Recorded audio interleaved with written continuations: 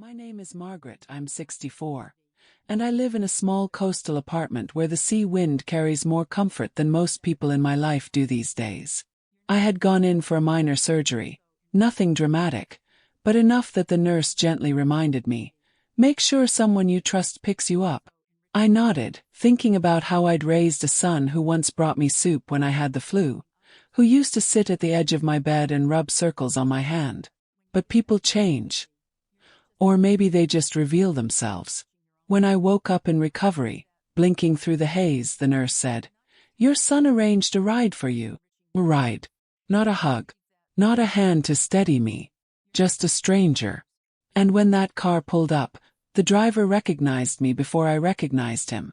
And the look in his eyes told me he knew more about my story than my own child chose to remember. That ride home became the turning point I never saw coming. The morning felt like one of those small, patient breaths the sea takes before it decides whether to send a wave in or let the glassy surface stay. I woke with the gulls' distant chatter and the smell of salt coming in through the cracked window over my sink. My apartment has always listened to the ocean, the way the light slips across the windowsill, the way the curtains lift in a certain slow rhythm when the tide is high. It's a quiet place, filled with little things that keep me steady. The chipped teacup I bought at a flea market the year I turned 50, the faded navy throw I knit when my husband was still alive, the jar of sea glass on the mantel that catches the sun in different ways depending on the season. Those objects make a life feel like a thing you can put your hand on. I'd been nervous about the surgery for a week, the kind of nervous that lives around your ribs and makes it hard to sleep for more than a couple hours at a stretch. It was supposed to be minor, they called it outpatient, but surgery is a kind of small breach. You give a place in yourself to someone else for a little while. I made lists like old ladies do. Phone numbers folded into the pocket of my wallet, the cat's food measured into little bags, post-it notes stuck on the refrigerator. Meds, 2 p.m., do not forget. I tied the navy throw into a neat bundle and placed it on the passenger seat of my car because habit tells you to prepare for returning to the world with the same creature comforts. Habit is a kind of faith. Nathan called the night before. He always called. He called more than he came by. He has a way of speaking that is quick and practical and then apologetic, like he's fitting his kindness into whatever pocket of time she has left in his calendar. He said, "Mom, I'll be there. Don't worry." He used the exact same tone he used when I learned to drive, and he sat in the passenger seat telling me to turn the wheel like a life coach. I heard traffic in the background, a muffled voice he answered, the telegraphed distractions of a life that had become busy. "I have a meeting in the morning, but I can swing by right after." That was the line that lodged in my ear. Right after. Not before. Not during. I asked him quietly, "Are you sure? I don't want to be a bother." It's a reflex of mine, shrinking down to make room. There are older things inside me that always apologize for needing help. He said, "Mom, I said I'll be there. I'll be there to pick you up. You just rest." He hesitated, a tiny sound at the edge of the line, and then, "Everything will be fine." I hung up the phone and the apartment suddenly seemed larger than I'd expected. I stood at the sink and rinsed out the chipped teacup, feeling the warmth of the water like a small comfort. I wrapped the navy throw more tightly around my shoulders and smoothed the jar of sea glass until my fingers shone with the faint salt.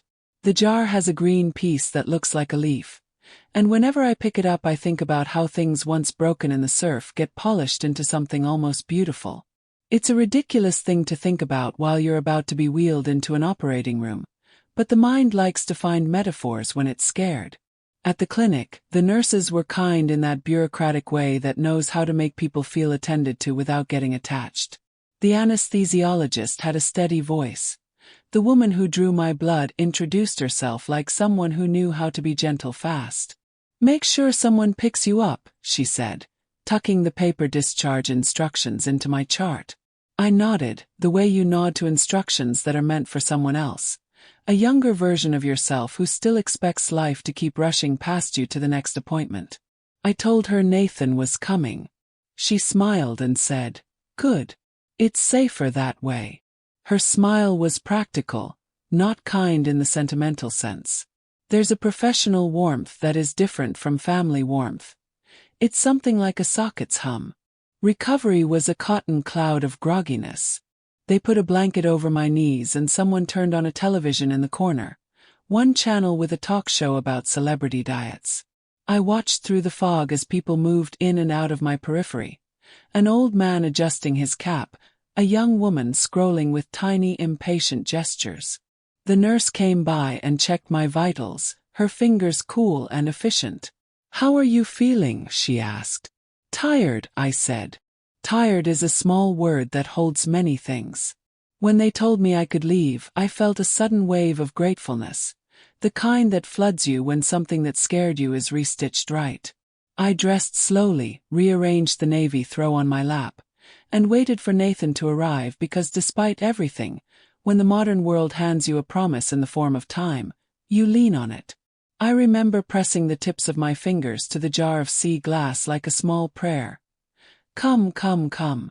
The door opened and an Uber driver stepped in, a man in his 40s with kind eyes that had the look of someone who had slept in places not meant for people to sleep. He wore a simple jacket and smelled faintly of the city, a mix of rain, coffee, and a trace of something like lemon. He looked at me as if he knew me from somewhere, and that look stopped me the way an unexpected name can stop you. "Ma'am," he said, soft as a question. He had paper in his hand, a confirmation receipt folded neat. "I'm from Uber," he said, as if that explained why he was there. There was a small spike of emotion then, a quick, hot thing that rose in my throat like surprise and shame braided together. I felt the immediate, childish thought. My son sent a stranger. It wasn't simply about the ride. It was about where I fit in my son's life. I thought of him, all grown and busy and practical, arranging a ride like ordering groceries. The room rounded and the air felt thicker. "I thought Nathan would come," I said, and the driver's gaze softened. "He asked me to get you," he said, and there was pity in it, the kind you give someone not as a judgment but as an acknowledgement of something small and lonely.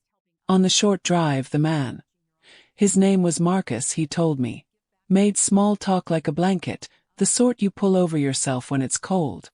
He asked where I'd grown up, where my husband used to take me fishing, whether he liked the sound of the ocean as much as I did. There was a cadence in his voice that made me think of afternoon puppetry sessions with children, patient, tuned to small breaths. He drove carefully, his hands sure on the wheel. I told him about the jar of sea glass and he said, with a small, private smile, "Those pieces find a way to stay." He was kind without being familiar, which felt a little like being seen without the complication of possession. When we pulled up to my apartment building, the elevator smelled faintly of detergent. Nathan was there in the lobby, one shoe half tied, on his phone and already hunched as if he were balancing 100 things at once. He looked up at the sound of the elevator and gave a small wave, the kind of wave you give someone you plan to say something to later. He kissed my cheek quickly, a brief, practiced gesture, and said, "Everything okay, Mom?" He scanned my face like one checks a schedule. It felt like a quick, sterile scan and not a look that wanted to linger. "Did you get the ride?" he asked without heat, like he'd done a favor someone had requested. "Yeah," I said. "It was nice." His eyes flicked toward Marcus in the elevator and then away. He said, "Good. Listen, I gotta run. I'll call you later." He said it the way someone closes a tab on a browser. Efficient, decisive. There was a soft, reflective moment when he left, the kind of moment that is mostly made of small household sounds. The click of the lobby door, the rustle of a newspaper, my key in the lock. I stood on my threshold and felt the apartment breathe in, like something that had been waiting to see whether I would be protected or left to finish the journey alone. Memory does neat work when the present leaves gaps. I thought about when Nathan was small, how he used to make forts out of couch cushions and insist that I be the dragon he would bravely conquer. He used to crawl into my lap and call me safe homes and ask for the moon in his hands. Now he scraped his voice against "I'll call you later," and left. There was a subtle suspense beat that crawled under the skin. I found myself doing the small, practical checks we do when we think something is not quite right. I put the kettle on the stove to boil, because warm tea is a ritual of steadiness for me. I checked the lock on the window because the sea wind can find the smallest cracks. I turned on the radio to a station that played old standards, and the music felt like a soft bandage. But under those motions there was a thread of unease that would not be smoothed by domesticity. Later that evening, as I sat with my tea cupped in my hands and the navy throw tucked around my knees, my phone buzzed. It was him, a text at first, a brief emoji followed by the words, "Busy day, Mom. Hope you're feeling okay. Love you." Another small thing, a digital pedal. I felt a mix of gratitude and a small, hollow disappointment. The gratitude because he had thought enough to text. The disappointment because the warmth of his presence had been substituted with convenience. I replied with a heart and a small note. "Thank you. See you soon." He answered with a thumbs up.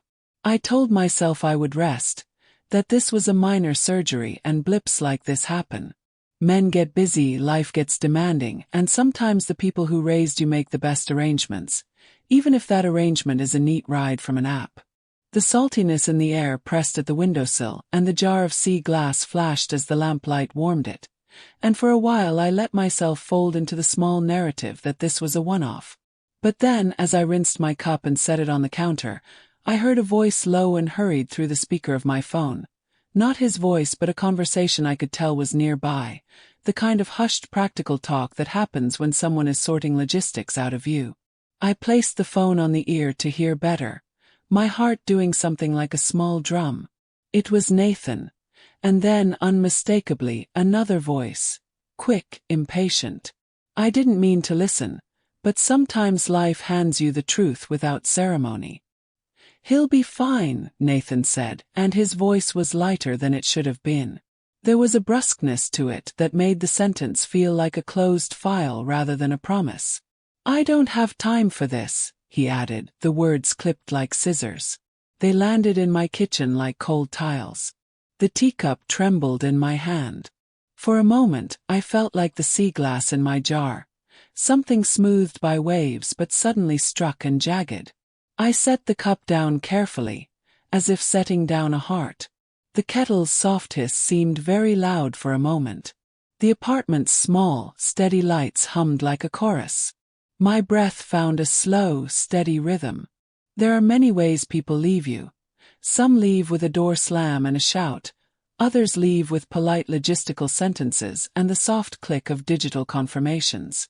I stood there, listening to the last glint of heat in my teacup, and knew, in a quiet place that was not yet edged into anger but was sharp with awareness, that tomorrow would no longer be the same as yesterday. When the nurse leaned down and said, "Your son sent someone else," the words landed like a soft tap I couldn't quite feel at first, and then they started to echo. I was still fuzzy from the anesthesia, the world moving like molasses and light feeling thicker than it used to. My mouth tasted like metal and bubblegum, and the blanket across my knees smelled faintly of hospital soap. For a moment I counted my breaths the way you count steps when you are tired. In, out, in, out. The nurse's words should have been practical, the sort of thing you shrug off. "We'll get you a ride home, ma'am." But because I had spent the last 20 years relying on the promise in my son's voice, it hit differently. It hit like a small, cold omission. They brought a wheelchair, folding the world into a small, manageable cart. The corridor felt long and bright, the ceiling lights humming with that electrical patience hospitals have. People moved in and out of the doors like a tide of appointments. A woman with a clipboard checked boxes with surgical precision. A man wheeled a tray and hummed to himself. I tried to hide how raw I felt, pulling the navy throw snug around my shoulders. The throw smelled of home, wool and lemon detergent, and that smell steadied me like the small rituals that keep a life from tipping over. Outside the sliding doors the air was a little sharper, thin with that winter kind of cold that makes your nose sting. The car idled at the curb, license plate glinting. He stepped out, A man in his mid-40s with hair cropped close and a jacket that had seen a few winters. He had a soft, measured way of moving like someone used to carrying things quietly.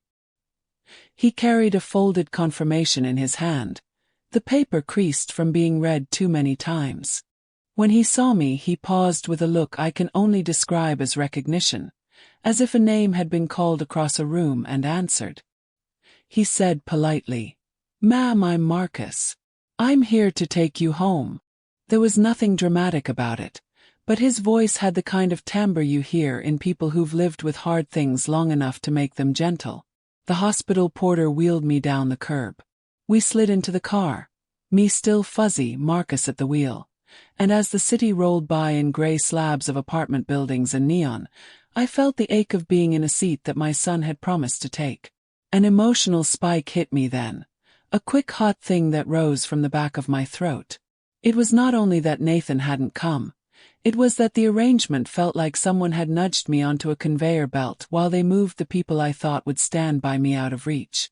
I imagined him at an angle, a screen between us, a calendar filled with work and meetings and apologies scheduled like alarms. I wanted to reach out and tell him that this wasn't a small thing. But my voice was still the voice of someone weathered by years of making room for other people's priorities, and so I said nothing, keeping my chin tucked like one tucks in a scarf against the wind. Marcus made small talk the way some people offer a blanket, practical, unobtrusive. He asked where I lived, if I liked my building, if I liked the sounds of the ocean, as if he were checking the boxes on the form of what it means to be returned to a familiar place. He turned the radio low, and the station was playing something with a slow saxophone that seemed to pull me toward a place where time remembered how to be soft. There was a quiet dignity to him I couldn't account for. He glanced at me now and then, those little looks like bookmarks between sentences. I noticed a small scar on his knuckle, a faint tattoo curling at the edge of his wrist. Such details hang on people like small maps. When we pulled up at my building, the elevator made the usual little cough and sigh as it opened. Nathan was already there in the lobby. His jacket half on, a briefcase in hand, the earbuds still in his ear as if he'd been pulled midway out of conversation. He smiled at me in the way people do when they mean to say everything and yet nothing at all. Efficient love, practiced and tidy. He kissed my cheek, the kind of air kiss that fits into a lunch break. "Everything okay, Mom?" he said, as if the question was both a courtesy and a checkmark in his day planner. "Yes, I'm fine," I said, and I was, except for the small hollowness that had opened where I'd expected him to be. There was a rhythm to the exchange everyone knows how to do. The logistics, the quick gratitude, the curt nod. He turned to Marcus with a bureaucratic ease and thanked him, then said he'd swing by later, as if the phrase could carry dinner and an apology in its wake. He left without folding his hands back over mine, without the slow, in-situ looking that used to mean you were someone's center for a while. Back in my apartment, the kettle on the stove clicked into life like a metronome. I leaned against the counter and watched steam thicken into soft clouds. It was a domestic scene as ordinary as a photograph, the kind people in Hollywood use to suggest contentment. It sat clumsily over my chest. I made tea and sipped slowly, letting the heat move through me. For a reflective moment I let myself remember the other side of Nathan, the small boy who used to stack my porch chairs for me at summer dusk, the teenager who one winter stood in the snow and held the car door while I bundled my father in blankets. That boy had hands that lingered. The man who answered promises now had busy pages that moved like a film strip. Later I called Nathan. The sound of his voice over the line was a thing I had known all my life, familiar as the creak of the porch step. "How are you, Mom?" he asked, and I could hear the hum of traffic behind him. I told him and he said, "Good. Listen, I've got to run, lots on my plate." "You're all right, right?" "Yes," I answered, keeping my voice even. There was a certain way he said it, as if he were arranging things to be tidy for someone else's inspection. I tried to tell him about the hospital, about the clean, chlorinated smell and the woman with a clipboard and how strange it felt to be handed to a stranger. Nathan cut me off gently. an interruption like a glove, and told me I was being a little dramatic. That word landed with a dull thud. I couldn't help the small, sharp inward sound I made. Overreacting, he said, as if the world were a place where feelings could be catalogued and dismissed like an email. I swallowed. Felt like being told your skin was too thin. I wanted to say, didn't you promise? Didn't you say you'd be here? But I didn't. The anesthesia had been a kind of veil. Maybe that had softened me into politeness. Or maybe so many small apologies had stacked that my instinct was always to soften edges, to forgive the thing that hurt me because forgiving is easier than arguing for your love. There's a strange etiquette to being brushed off by someone you love. You can either make a scene, raise your voice, cause a ruckus, demand attention in a way that will get you seen, or you can sit with the ache and let it teach you how to see people differently. Chose the ache. I wrapped the navy throw closer, the hand-stitched hem like a seam I could tuck my heart into. I opened a drawer and took out a small envelope I'd kept for decades. Old letters from friends, a card from my late husband, and tucked behind them, a worn scrap of paper with someone's handwriting that said, "Thanks for the soup." I had no idea why I'd kept it, but it felt like a relic of all the times I'd reached out without fanfare. That scrap of paper would have been enough to keep me anchored, if it had stayed private. But fate has a way of making small things become loud. The next day Marcus, the driver, came by the building not as a courier but on foot, his jacket heavy against the salt wind. He stood under my doorway for a long moment, watching the sea, as if greeting the world before greeting me. When he knocked, I opened the door and saw his face, more lined up close, the city softening the edges in the way distance does not. "Ma'am," he said quietly, "I'm sorry to bother you." His voice had none of the pity I expected. Instead it held something like respect. He carried a small grocery bag and inside were basics. Bread, a jar of soup, and a little tub of blueberries. Items that read like the care people give when they want to show nourishment without making a show. He stepped inside with an apology about the timing and then, without pretense, told me, "I used to stand outside that church on 3rd and give me a bowl of soup once. You gave me a bowl. Years ago." A subtle suspense beat crawled through me like the first cool breath of evening. The room narrowed to the two of us. "I think you helped me once," he repeated. "But you probably don't remember." The way he said it was almost hesitant, as if offering a memory back to someone who might not realize it belongs to them. The words were gentle, but their weight made the air shift. For a moment I could taste the hospital soap again and the metallic echo of the elevator, and I felt lighter because someone else had held a thread of my past and kept it warm. I also felt the soft, sharp throb of recognition, the knowledge that my life, the small acts I thought disappeared into the world, sometimes take root where you least expect. I asked him to sit. We drank tea together, fingers warming around paper cups. He told me, without the fanfare of a story, how he'd been young then, hungry and rough around the edges, and how a woman with a navy throw had handed him a bowl and a smile and told him to take care. He didn't ask for anything now. He didn't make a show of gratitude. In his eyes, I saw the simple fact that the world keeps accounts, and kindness is the most interest-bearing of them all. But even as gratitude unfurled, a new corner of unease creased at the edge of things. How had Marcus known to come? Who had asked him to pick me up? Did Nathan think arranging a ride was the same as showing up? As he left, Marcus paused at the door and his voice, quiet as the turn of a page, dropped a line that made my throat go cold in the best and worst possible way.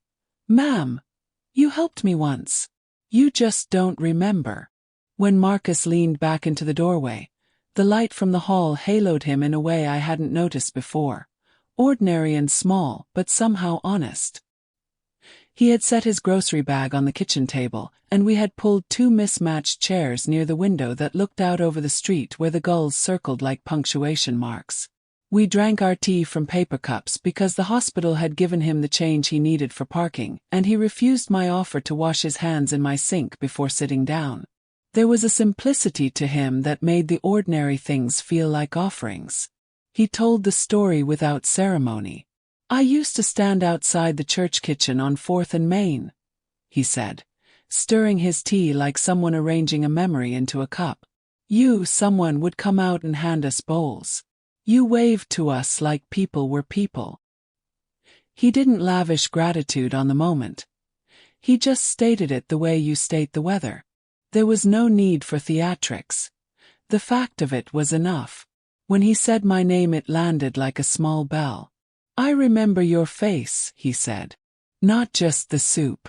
You had a navy throw, and you smiled like you were saving something you didn't want to lose.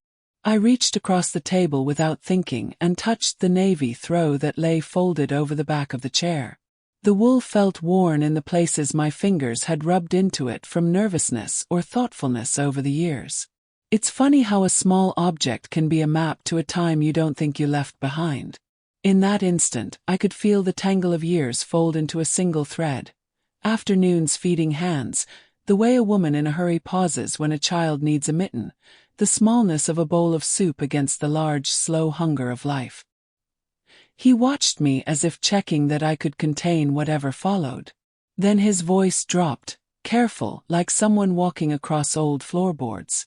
When I saw your name pop up on the pickup request, I thought, I'm not letting this woman go with nobody.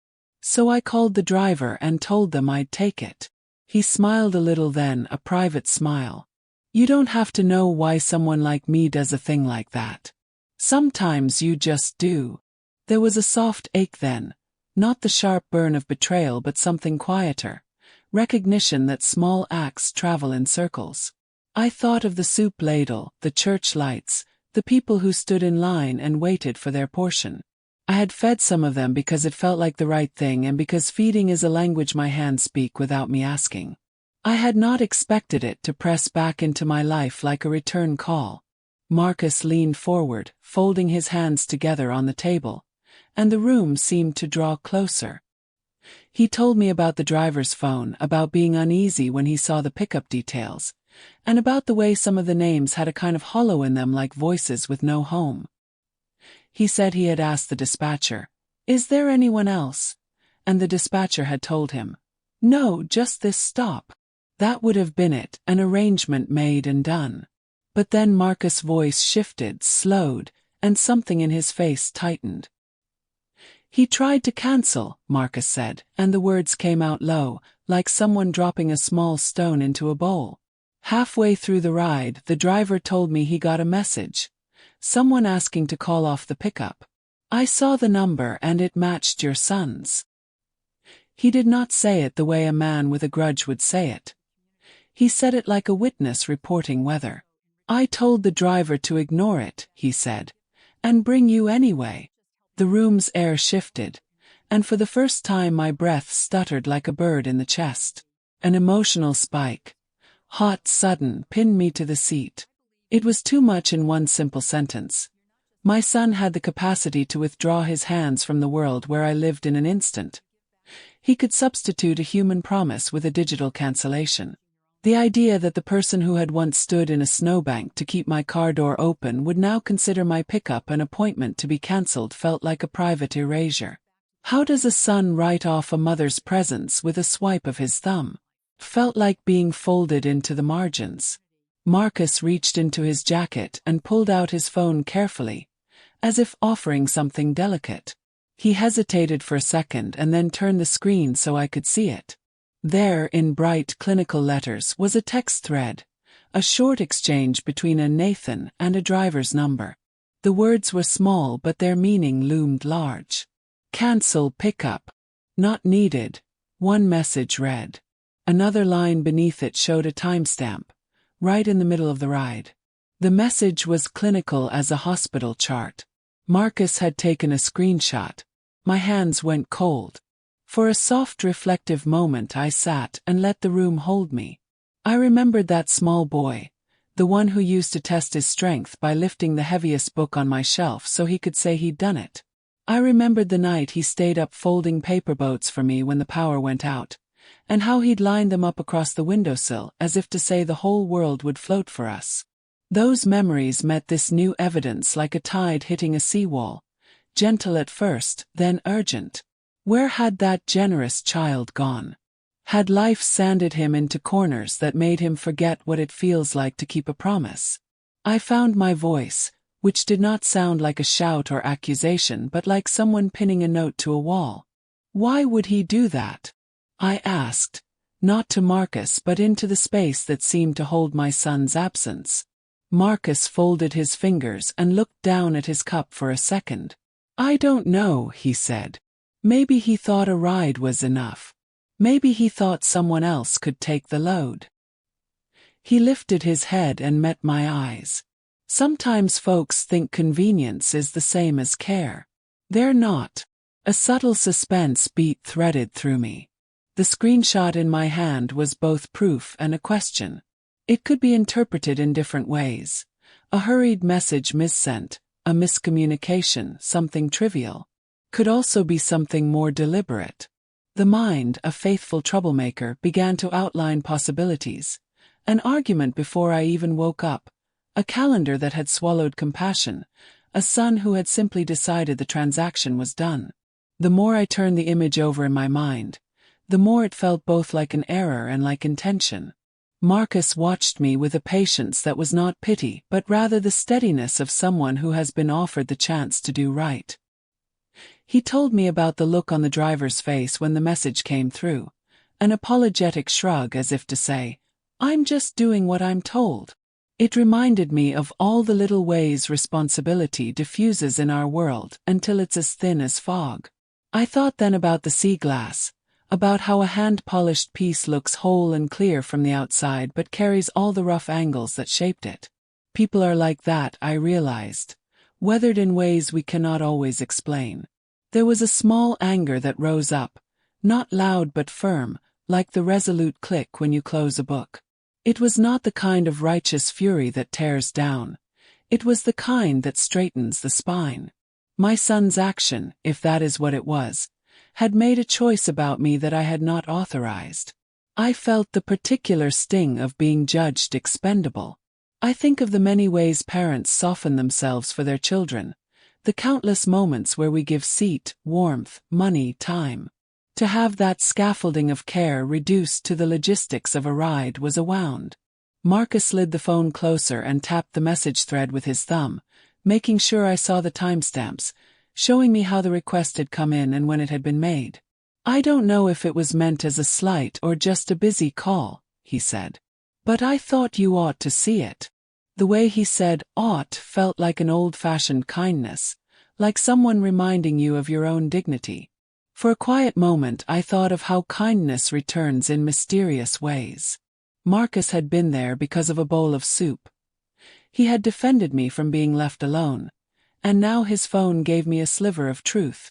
The thought warmed me and made me ache in the same breath. It is a strange comfort to discover that what you toss into the world comes back sometimes when you least expect it, and through people who remember what you did for them. I held the screenshot like a small evidence bag, the numbers and words printed in light on the glass. My fingers trembled, but not from the chill. I felt the weight of decision pressing like a finger on my sternum. Do I respond with tears or with questions? Do I let this moment slide into a pattern where I grow accustomed to being sidelined? Or do I let the screenshot be the hinge that opens a different chapter? Marcus stood, a quiet readiness in his movement. He said he had to go, that he had things to do, a life to return to. He smiled in that soft way again, the kind that means the world hasn't ground him down entirely. He packed up his grocery bag and I walked him to the door. Outside the wind had the salt edge that makes your eyes sting, and for a second everything felt sharply, painfully awake. He paused at the threshold and, as if not wanting to leave me alone with only the screenshot and the sound of my kettle, he said, "If you need anything, if you want me to come by, I can. You did help me once. I remember." The offer had no strings. It was simply a hand. I nodded and watched him walk down the stoop, the city swallowing him back into its ordinary rush. The door closed with a small, decisive click. I turned the phone so the screen faced me again, the message thread glaring like a small verdict. The words, so crisp, so ordinary, refused to be anything but what they were, a record of a choice made on my behalf. I sat back down at the kitchen table with the navy throw around my shoulders and the sea glass jar catching the light like a small treasure.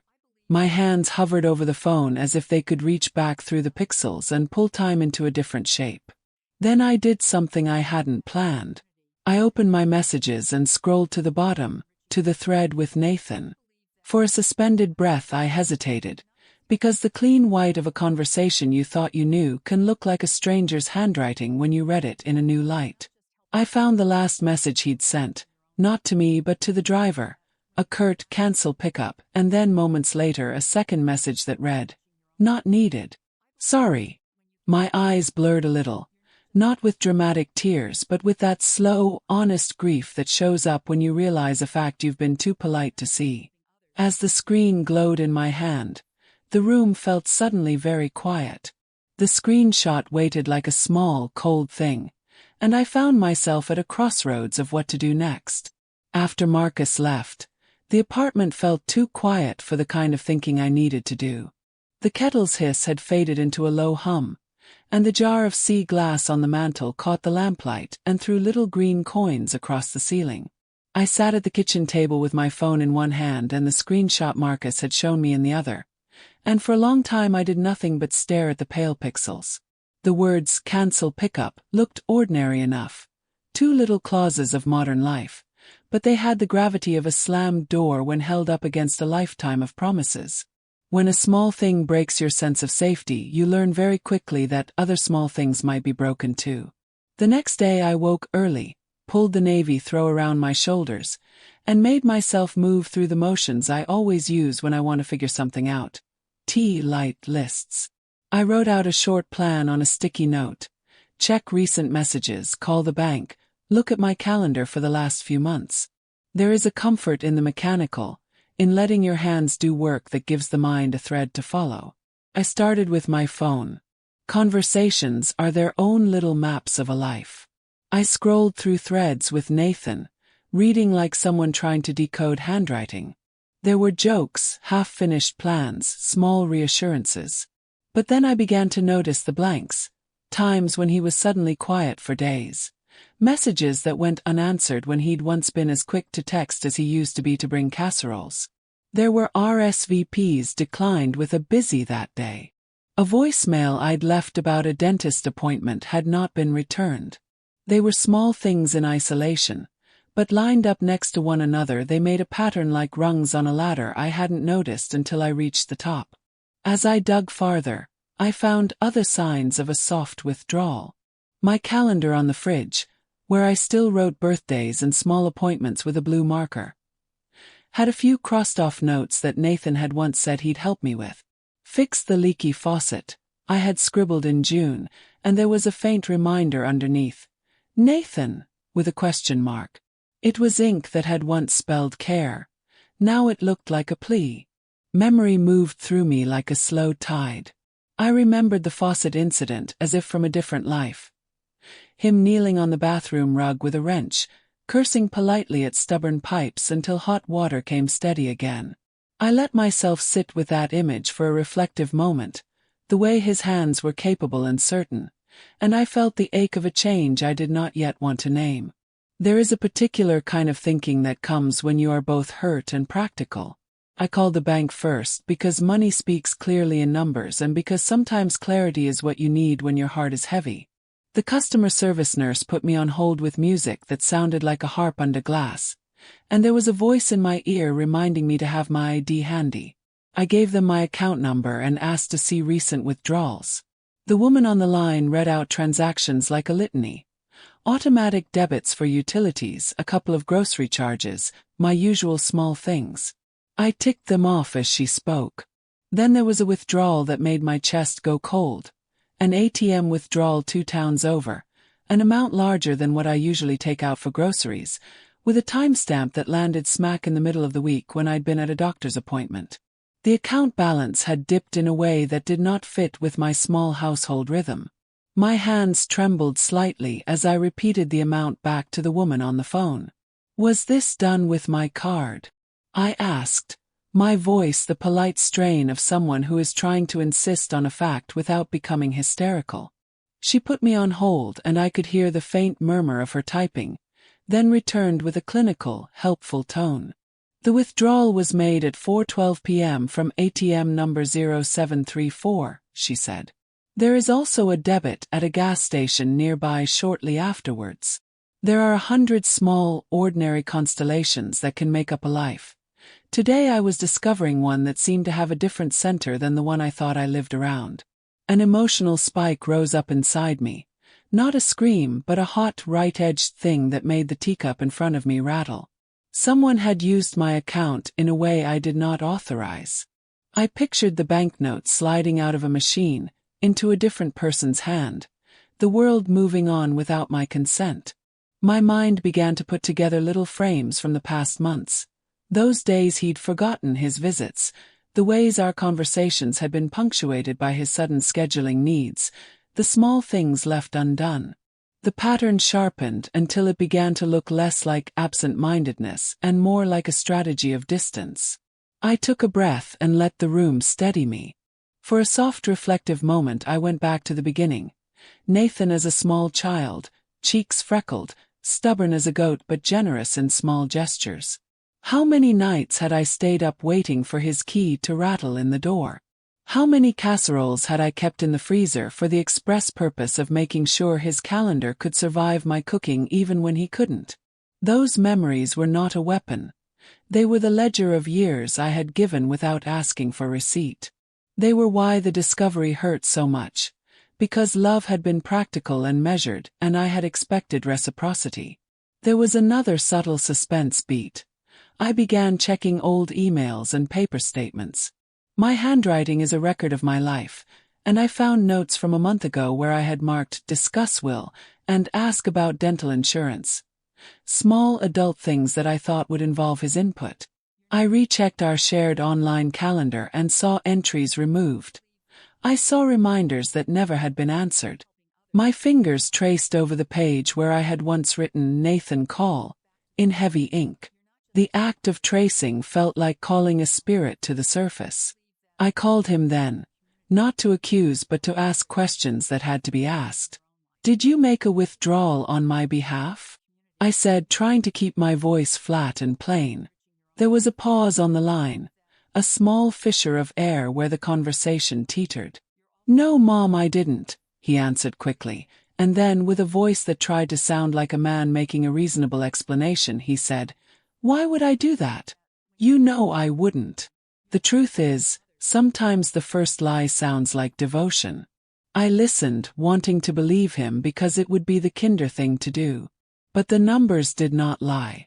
We had a short exchange. I told him about the withdrawal and he said he would look into it. "Maybe I used your card accidentally at the gas station," he offered.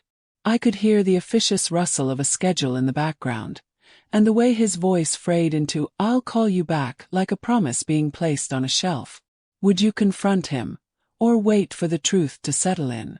I asked myself the question aloud, the way one talks to a room when deciding which door to open. The answer was not obvious. Confrontation can break things that are fragile and might not be reparable. Patience can let a wound get infected. Instead of a confrontation, I chose to gather. Gathering is patient work. I wrote down the dates and amounts and compared them to my calendar. I called the bank back and asked for a detailed printout to be mailed to me. There is a quiet heroism in paperwork, a way numbers and stamps can make a claim strong enough to hold. The woman at the bank offered to flag the account for unusual activity and suggested I change my PIN. I did both, because the practical is sometimes the first step toward protecting yourself from an emotional tide. As the evening closed, the apartment filled with the soft, consoling noises of my life. Radio playing quietly, kettle cooling, the distant bark of a dog on the street. I made a list of my finances, the small safety nets I'd assembled over the years. A savings account, the little annuity my husband had left, the bit of money I kept in the cookie tin for emergencies. I thought about asking a lawyer about whether this was the moment to move accounts, to lock things down in a way that could feel like voting with your life. The practical questions were heavy with moral consequence. If I cut Nathan off, would I be cutting him off forever? If I waited, what else might be taken? I sat with all of it for a long time and then performed a small ritual that steadies me, pulling out the little scrap of paper with the words, "Thanks for the soup," tucked behind old letters. I smoothed it between my fingers and felt the crinkle in it like a map of generosity. I thought of Marcus and how his recognition of that act had brought him back to me at a time when my own son's hands had been busy elsewhere. The thought warmed me and hardened something in my chest at once. Later that night, when the room had the soft glow of a bedside lamp and the sea sounded like a distant, patient drum, I opened the online banking portal again. I clicked through each transaction as if stepping across stones to a place I might not want to reach. The light from the screen cast a small, pallid glow on my hands and made the wrinkles look deeper. There, near the bottom of the list, another entry caught my eye. A point-of-sale transaction at a pharmacy for a sum that did not make sense. It was listed under my name, but the location was unfamiliar, and the time matched the same day of the larger ATM withdrawal. My breath hitched. The room tilted just slightly, the way a ship tilts on a wave. This was no longer an isolated event. The numbers began to line up in a pattern that suggested something deliberate. Someone had been using my accounts in ways I had not authorized. The narrative that had seemed like a soft fraying was starting to look like a steady unraveling. I felt something like resolve awaken in me. Not loud, not vengeful, but clear and determined. I shut the laptop carefully and sat with the hush that followed. The navy throw lay across my knees like a small flag. Outside the window the sea breathed its slow, indifferent rhythm. Inside, my thoughts were busy making soft, necessary plans. I could call the bank first thing in the morning and ask for a trace, I could check credit reports, I could talk to Marcus again. But there was also a sting of sadness, because these were not merely transactions. They were little betrayals stitched into the ledger of my life. As the lamp hummed and the house settled into night, I folded the scrap of paper and put it in the pocket of the throw. It felt like tucking something precious and fragile back into a safe place. And then, before sleep took me entirely, I heard the small, distinct ping of a new message on my phone, an alert from the bank with a line I had not expected to see. I opened it with fingers that felt slightly numb, and my heart skipped in that particular way that announces the next turn of a story.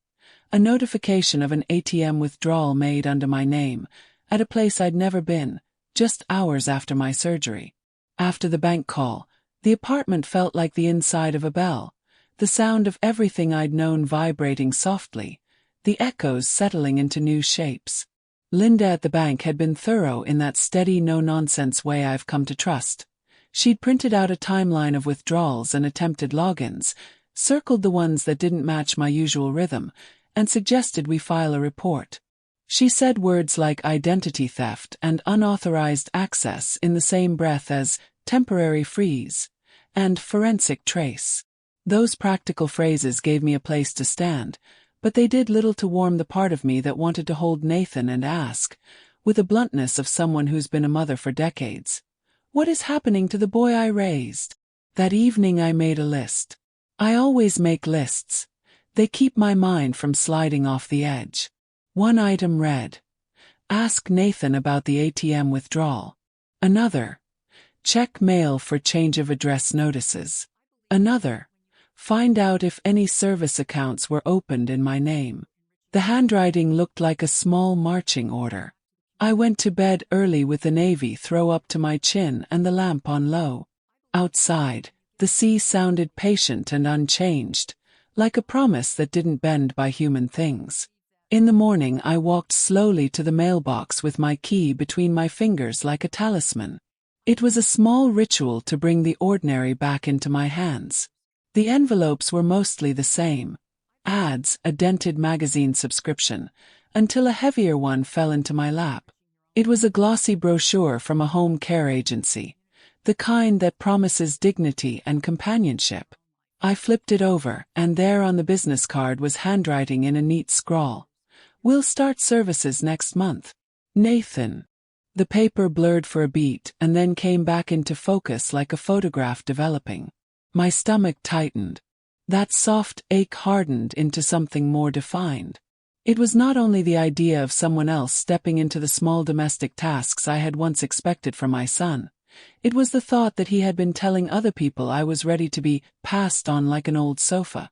The word services felt clinical and distant where I had expected family.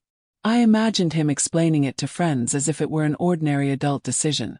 "She's too needy," he might say, with a kind of matter-of-factness that puts a period at the end of a life that has been quietly ongoing. Called him. His voice when he answered was bright with that kind of corporate focus his job requires. "Morning, Mom," he said. "Everything okay?" I told him about the brochure and the bank entries and the ATM withdrawal. He muttered something. "I'll check on it," and then in a tone that wanted to close things up he added, "You know I'm trying to get everything arranged. Moving soon. We'll make sure you're taken care of." His words dangled there, the wheel like it included people I hadn't met yet. "Moving soon," he said again, and the house inside me folded a little. I started to ask more pointed questions, the kind a woman asks when a small thread keeps unraveling into a seam. "Where are you moving to?" I asked. "It's a job that came up," he answered. "Out of state." He went on about the opportunity with the practiced enthusiasm of someone pitching himself to a committee. "It's something I have to do," he said. "We can set up services, find you good support." The word "we" felt like a thin blanket over an absent body. The conversation ended with promises to look into things and a curt, "I'll call you back." I sat with the receiver pressed to my ear long after he had said goodbye because I needed the sound of his breath in the line like a tether. Practicality took over. I went through my files again and found an email chain I hadn't noticed between Nathan and a moving company. Planning a move for mid-July. One message read. Another was to a friend where Nathan had written, "She's a little needy, but the services will handle it." The words hit in a peculiar place between hurt and astonishment. How long had he been forming this picture of me in front of other people? How had he reduced our years of mutual giving to a logistical note on a calendar? I called Linda at the bank back and asked her to dig deeper. She did not sugarcoat anything. "There are attempted online transfers," she said. Someone tried to change account beneficiaries and to set up automatic bill pay for different addresses. The IP trace shows the logins originated from a device registered to a Nathan Andrews in this city. The name, my son's name, was there in black and white like an accusation. My hands went cold with the slow thunder of it. "We'll freeze those changes," Linda said. "But we need to be careful. If there's anyone interfering with your finances, we'll gather everything we can." I felt the old animal part of me wake up. Guarded, practical, certain. My father had been a man who kept a pair of clean wrenches in the back of the garage and took care of his own. He'd taught me to close a window when a storm came. This was the same instinct. Shut the window before any more rain could get in. I arranged to meet the bank investigator the next day, and with practical steps in place, I felt a little less like a small boat under a large sky. Then Marcus returned, again without fuss, with the kind of gentleness you can't pay for. He set a bag of groceries on my table, the kind that read like nourishment without ceremony. A loaf of bread snapped in half, a tub of soup, a package of crackers. He had a softness in his voice that made the ordinary sound generous. He walked in like a neighbor and instead of sitting down to talk about the weather, he said without preamble, "I wanted to come back. No one deserves to be left like that." The simplicity of the sentence made me feel something like relief and shame at the same time. Relief because someone outside my family had the decency to say something aloud. Shame because he had to say it. He told me he'd been thinking of me since the hospital, thinking of bowls of soup and small kindnesses, and he'd had a feeling that maybe I needed a hand. He told me he had seen my name on the pickup and had taken it as a sign. "It was nothing," he said, making it sound like an ordinary thing to offer, but his eyes said otherwise. There is courage in ordinary mercy, and it made the chest ache ease a notch. Marcus's return also brought practical counsel. He'd been around a long time, he said, and people notice things. He had overheard Nathan once in a coffee shop, talking about moving and saying, with that same detached air I'd heard over the phone, that he was arranging care because he couldn't be there. Marcus didn't have proof, he said. Only the echo of a voice and the shape of someone making themselves scarce. He told me all this without malice, only the kind of observation that comes from watching people. His presence was a small olive branch, a reminder that the world holds people who remember even when families forget. I sat with him for a while and we ate soup from paper bowls, passing the bread back and forth like a quiet ritual. He told me about his life in small, unadorned strokes, jobs, odd places to sleep, the way a kind word from a stranger can reshape a day. I told him what I had found, the bank entries, the moving emails, the brochure in my mailbox. He listened without interrupting, eyes slow and careful. Then he paused, and the look on his face shifted into a new shape, like someone turning a gem in the light until a hidden facet shows itself. You should check your voicemail, he said casually, but there was an edge to the way he said it. There might be something there. I didn't know why that made a small bell ring in my chest, but I went to my phone with a kind of automatic motion, fingers working like a machine I'd used all my life.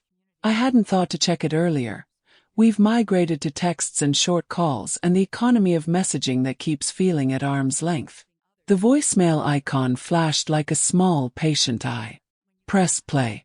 The first couple messages were the usual. Calls from the clinic about an appointment, a neighbor asking if I wanted her to water my plants. Then there was one I did not expect. A clipped voice, familiar and impatient, came through in a tone I recognized like a bruise. It was Nathan, speaking fast, the cadence of someone delivering bad news and expecting praise. "Hey, it's me," he said into the small void of the voicemail. "I've started moving things along. Don't worry. Got the accounts sorted, got the company lined up, she's going to be fine with the services. We'll take care of the rest. Can't wait to get out of here, this job is a fresh start. Call me back." My fingers went slack around the phone. He was saying the words out loud to someone he presumed safe. The world as he wanted it. "We'll take care of the rest." The phrase landed in my chest with a force that made the air leave me briefly. There was a small spike of anger, sharp and clean, and under it a grief so slow it felt like a patient tide. He had been orchestrating a plan that wrapped my life up like an errand and handed it off to strangers. He had not even bothered to tell me he was doing it. He'd recorded this little manifesto of departure as evidence of his resolve. The casualness of it cut deep. Marcus put his hand on my shoulder then, a light, grounding touch that made the room feel steadier. "You didn't deserve that," he said, as if stating a simple fact that would, in itself, be enough. We sat for a long while after the voicemail, silence between us like a shared blanket. The day moved through small domestic rhythms.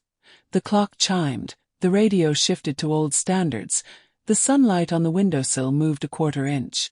Life's tiny measures ticked on while I sat in a place that had been rearranged by someone else's plans. There was a subtle suspense beat in that message, like the click before a page turns. The voicemail was a key, yes, but it was not the whole door. My son had admitted, in his offhand way, to plans that impacted my future. He had said enough to hurt. He had not given me the chance to respond. The question that folded into me was practical and terrible. How long had he been planning this? Who else knew? How many arrangements had been made without my consent?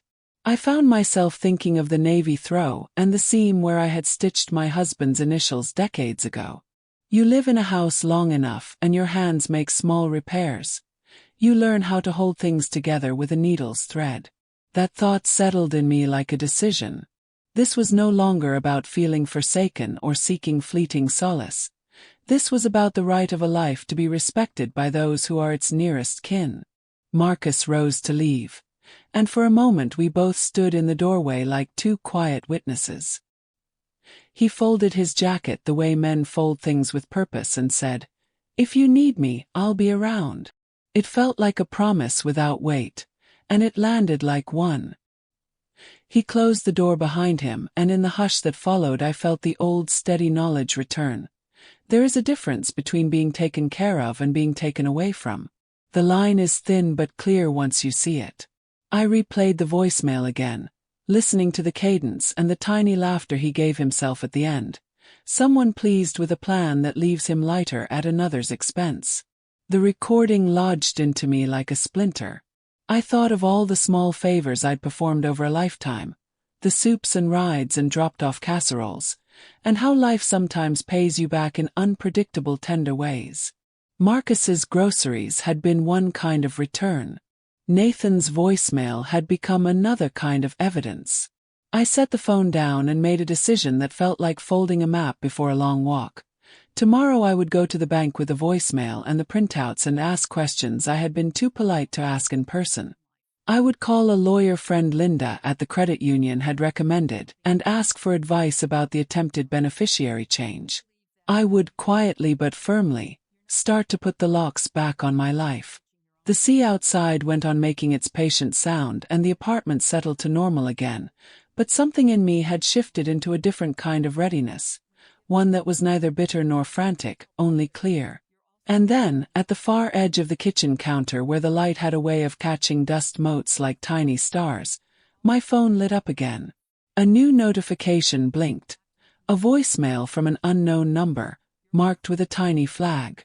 I tapped it with hands that felt a little steadier, and the voice that came through was not Nathan's. This one was lower, careful, and familiar in a way that made the hair on my arms stand up. It was someone else leaving a message. Someone who knew more than my son had told. The play icon pulsed and I realized, with a pinch of that old complicated hope, that the next thing I heard might be the key I'd been looking for, or another door I hadn't thought to lock. The morning I decided to do something about it, the light in my kitchen came in thin and honest, like an invitation. I wrapped the navy throw around my shoulders and set the little scrap of paper, "Thanks for the soup," on top of my purse, as if it were a charm to bring with me. The jar of sea glass sat on the mantel and flashed green as I passed. Small things steady you when the world feels off balance, and I needed all the steadies I could find. Linda at the credit union met me in a quiet office with a pot of too strong coffee and a stack of printouts arranged like evidence. She didn't look surprised. That's the kind of face people who have worked with hard things long enough grow into. "We pulled everything we could," she said, sliding the pages toward me. There were bank statements, the attempted beneficiary change, timestamps, and the IP traces that matched a device registered to Nathan's name. The lines of numbers looked like constellations I didn't want to read, but they were clear. When the facts line up, you can't argue them away with polite words. We spoke calmly, the way people do when they know the work ahead needs steady hands. Linda recommended a lawyer she trusted, someone who had helped other elders in town put protective measures in place without unnecessary drama. "We'll freeze accounts and block any changes," she said. "We'll make sure access is limited to you and only you unless you explicitly say otherwise. You shouldn't have to worry about money being moved behind your back." Her voice was matter-of-fact, and in that there was kindness. She handed me a list of what I'd need to bring: ID, account numbers, proof of residence, and the voicemail clip. Small practical things that would become the hinges for a larger writing. The lawyer's office smelled faintly of lemon and paper. He was a compact man with a soft suit and an efficient smile that did not feel predatory. We sat across from a small polished table and he listened, the kind of listening that sorts a story into legal pieces without stripping it of its humanity. I told him the story as plainly as I could. The pickup cancelled, the screenshot Marcus had shown me, the ATM withdrawals, the brochure from the home care agency, and Nathan's casual voicemail about arranging services. I did not cry. I had saved the softness of that for the times I needed it to feel my grief. Here I wanted clarity. He explained the steps. Place an immediate freeze on any account changes, file a fraud report for the unauthorized access, and draw up a limited power of attorney that named a trusted friend, someone impartial, if anything happened and I needed help. He suggested updating account passwords, closing any old online profiles I no longer used, and setting up alerts for transactions above a small threshold. We'll keep it discreet, he said. The point is to protect you without broadcasting a family fracture to the world. I liked the word discreet because it respected dignity. We signed papers in neat columns, and the lawyer's pen scratched like a small promise. There was a moment when the official stamp met paper and I felt something untie inside me, a knot I hadn't known how to look at.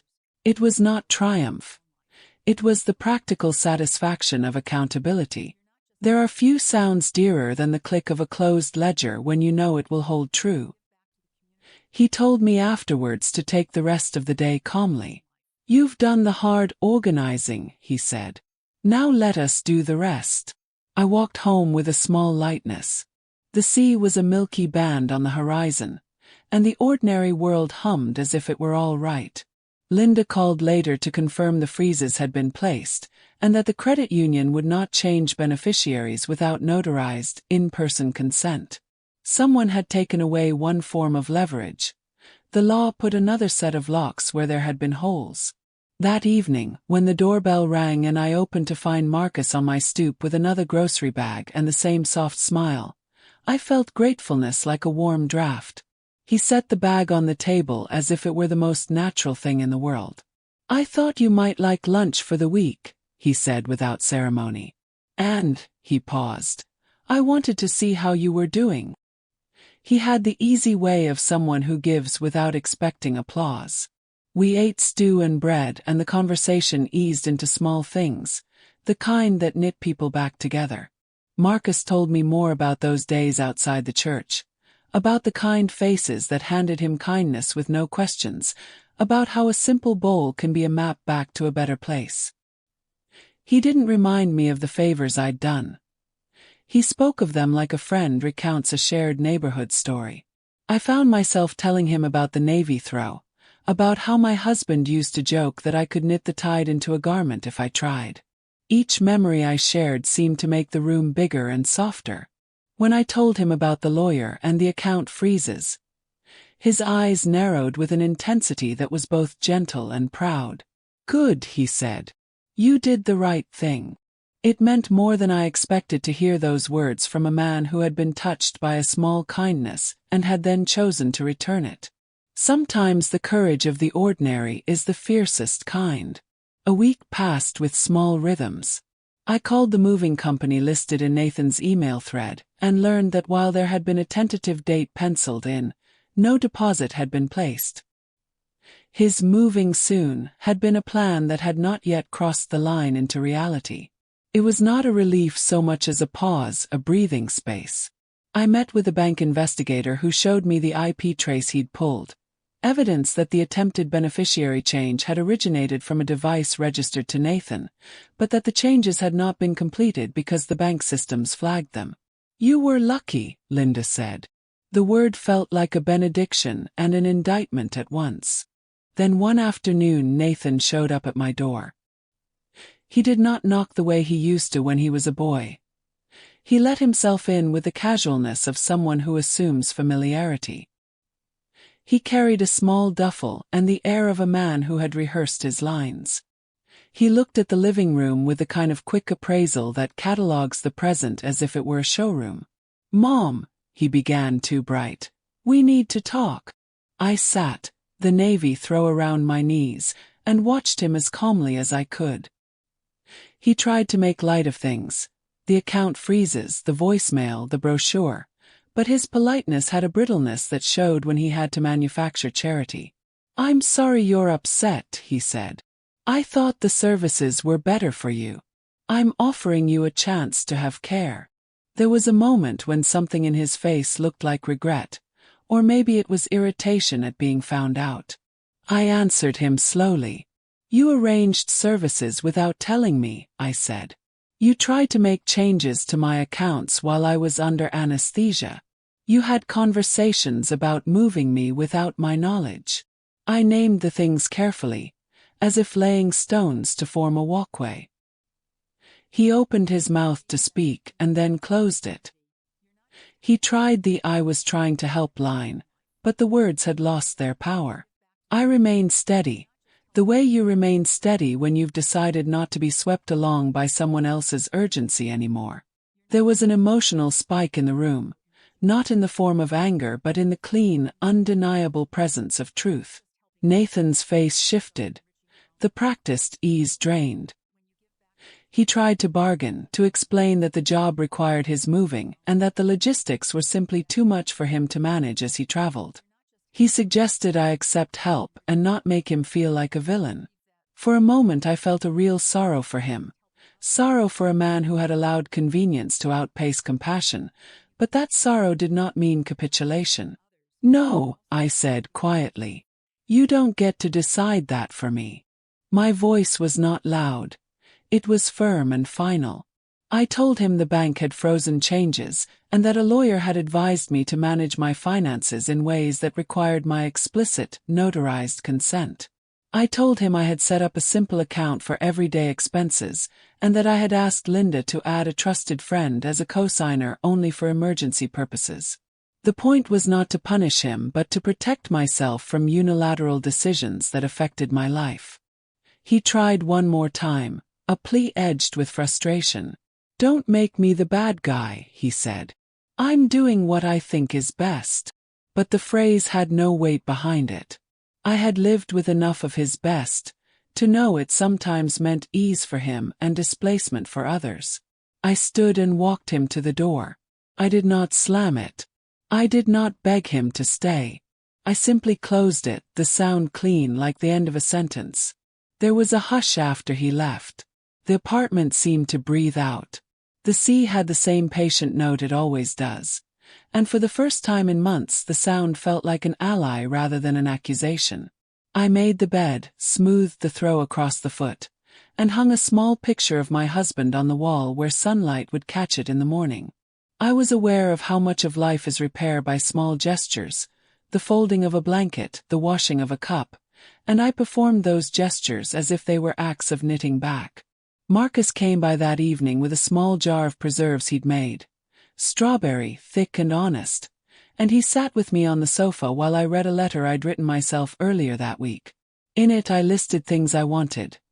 Autonomy, friends who visited, a doctor I trusted, someone to call in an emergency who honored me without condescension. It felt a little like writing a love letter to my own future. He listened and nodded.